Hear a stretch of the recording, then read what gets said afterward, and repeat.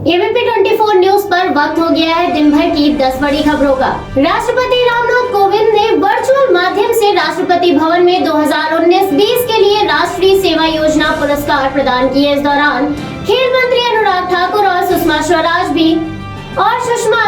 भी भवन में आयोजित समारोह में शामिल हुए। इस दौरान राष्ट्रपति ने अपने संबोधन में कहा, एनएसएस का लक्ष्य महात्मा गांधी के आदर्शों से प्रेरित है। एक समाज जो महिलाओं को उनकी क्षमता के अनुसार जीवन के हर क्षेत्र में अवसर प्रदान करता है, एक प्रगतिशील समाज कहलाता है। वहीं राष्ट्रपति के अलावा आयोजन में शामिल हुए खेल मंत्री अनुराग ठाकुर ने कहा, पुरस्कार पाने वालों की संख्या में 1/3 महिलाएं हैं, जो दर्शाते हैं कि महिलाएं राष्ट्र निर्माण में व्यापक भूमिका निभाती हैं।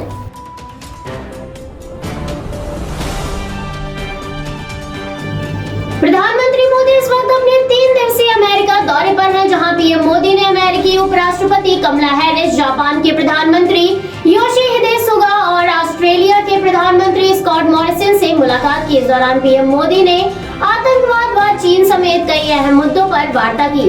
पीएम मोदी अपने अमेरिका दौरे के वक्त अमेरिकी राष्ट्रपति जो बाइडेन से मुलाकात के अलावा कई बड़ी कंपनियों के सीईओ और अन्य देशों के प्रधानमंत्रियों से भी मुलाकात कर रहे हैं, जहां पीएम मोदी ने ऑस्ट्रेलिया और जापान के समकक्षों के साथ द्विपक्षीय बैठक में चर्चा के दौरान चीन का मुद्दा उठाया। वहीं प्रधानमंत्री मोदी ने कोरोना महामारी में अमेरिका की ओर से मिले सहयोग के लिए उपराष्ट्रपति कमला हैरिस को योगदान के लिए भावपूर्ण आभार व्यक्त किया और साथ ही उन्होंने कमला हैरिस को भारत आने का न्योता भी दिया। बैठक के दौरान आतंकवाद का मुद्दा भी पुरजोर उठा, जिसमें अमेरिका और भारत दोनों देशों के शीर्ष स्तर पर आमने सामने की ये पहली वार्ता रही।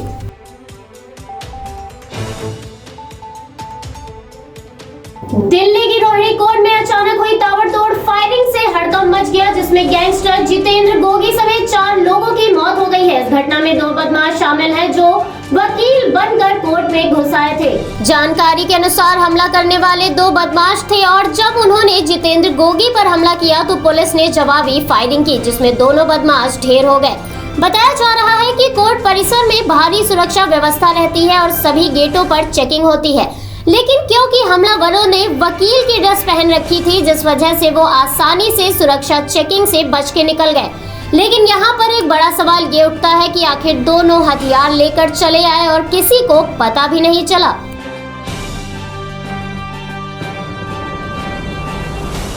रक्षा मंत्रालय ने 56 से 295 मध्यम परिवहन विमानों की खरीद के लिए स्पेन के एयरबेस डिफेंस एंड स्पेस के साथ करीब 20,000 करोड़ की डील की है। इसके माध्यम से ये विमान भारतीय वायुसेना के एवरो 748 विमानों का स्थान लेंगे।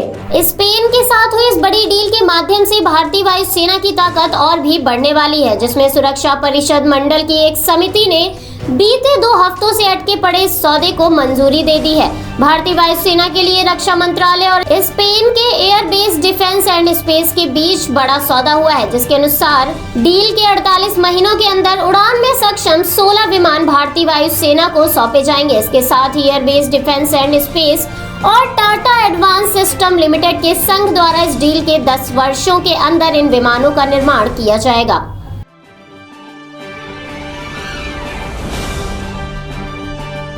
भारतीय किसान यूनियन के राष्ट्रीय प्रवक्ता राकेश टिकैत तीनों कृषि कानून को खत्म कराए जाने के लिए अलग अलग तरीके आजमा रहे हैं। वहीं इस बीच अब राकेश टिकैत ने तीनों कृषि कानूनों को लेकर अमेरिकी राष्ट्रपति जो बाइडेन से गुहार लगाई है।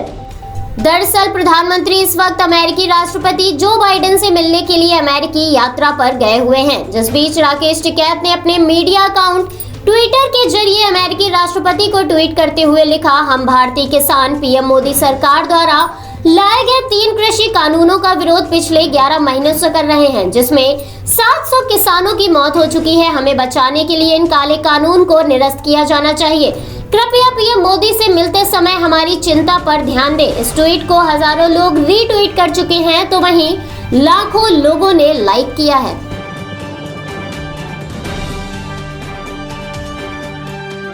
पीएम मोदी के अमेरिका दौरे पर टीएमसी नेता रिजू दत्ता के बाद अब कांग्रेस के दिग्गज नेता दिग्विजय सिंह ने सवाल खड़े कर दिए हैं, जिसके लिए उन्होंने ट्वीट करते हुए लिखा कि प्रधानमंत्री को कोवैक्सीन लगने के बाद भी अमेरिका में इजाजत कैसे मिल गई।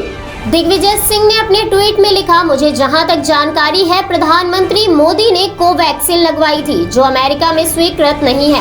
क्या उन्होंने कोई और टीका लिया है या फिर अमेरिकी प्रशासन की ओर से विशेष छूट दी गई है? दिग्विजय सिंह ने आगे लिखा कि देश ये जानना चाहता है कि कोवैक्सीन लगवाने वाले प्रधानमंत्री मोदी को अमेरिका में इजाजत कैसे मिल गई। दिग्विजय सिंह से पहले टीएमसी नेता रिजू दत्ता ने भी ट्वीट करते हुए प्रधानमंत्री मोदी के अमेरिका जाने पर सवाल खड़े किए थे। इसके लिए उन्होंने पूछा था कि क्या सारे नियम करदाताओं के लिए ही हैं?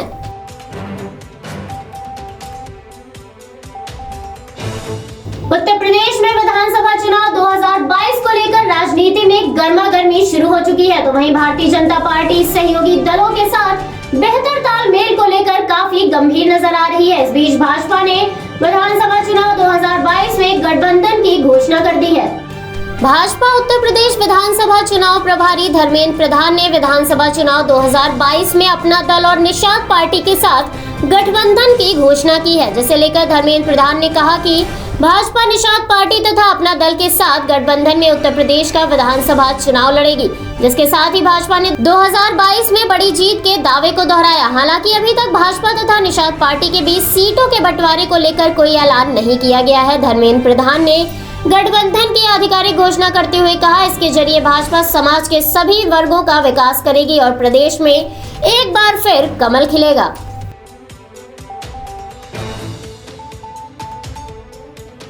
दिल्ली एनसीआर में बीती रात से हो रही तेज बारिश के बाद मौसम का मिजाज पूरी तरह से बदला हुआ है। बारिश के कारण दिल्ली, नोएडा, ग्रेटर नोएडा, गाजियाबाद, पश्चिमी उत्तर प्रदेश और हरियाणा के कुछ इलाकों में तापमान में गिरावट महसूस की गई और साथ ही लोगों को हल्की ठंड भी महसूस हो रही है।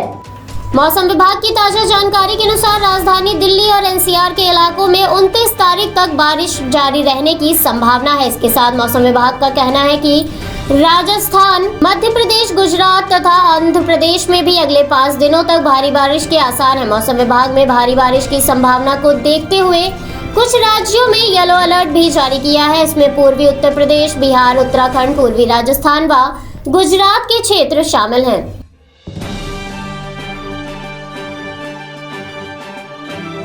सितंबर महीने में भारी बारिश का दौर थमने का नाम नहीं ले रहा है, जिससे चारों ओर तबाही का मंजर भी देखने को मिल रहा है। मूसलाधार बारिश के चलते जहां हिमाचल, उत्तराखंड में भूस्खलन की घटनाएं सामने आ रही हैं, तो वहीं यूपी, हरियाणा में नदियों का जलस्तर बढ़ने से बाढ़ की स्थिति बनी हुई है। नदियों के लगातार बढ़ रहे जलस्तर के कारण लोगों को परेशानियों का सामना करना पड़ रहा है। आए दिन हमारे सामने रोड जाम, भूस्खलन और बाढ़ की खबरें आ रही हैं।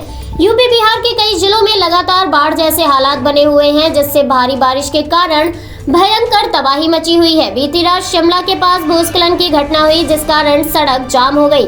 बिहार के मुजफ्फरनगर में बाढ़ से तबाही मची हुई है, तो वहीं उत्तर प्रदेश में गंगा का जलस्तर बढ़कर 200.10 सेंटीमीटर हो गया है।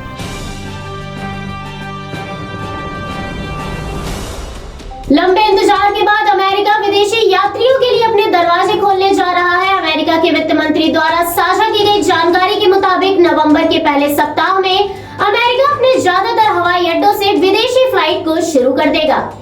अमेरिका विदेशी यात्रियों के लिए अपने दरवाजे तो खोल रहा है, लेकिन नियम और शर्तों के साथ। दरअसल अमेरिका की यात्रा केवल वही लोग कर सकेंगे जिन्होंने वैक्सीन की दोनों खुराक ले ली होगी। वैक्सीन ना लेने वाले या वैक्सीन की एक ही खुराक लेने वालों को अमेरिका में प्रवेश की अनुमति नहीं होगी। अमेरिका नवंबर के पहले सप्ताह में चीन, भारत, साउथ अफ्रीका, ब्राजील समेत यूरोप के 33 देशों के लिए हवाई उड़ानें शुरू करेगा।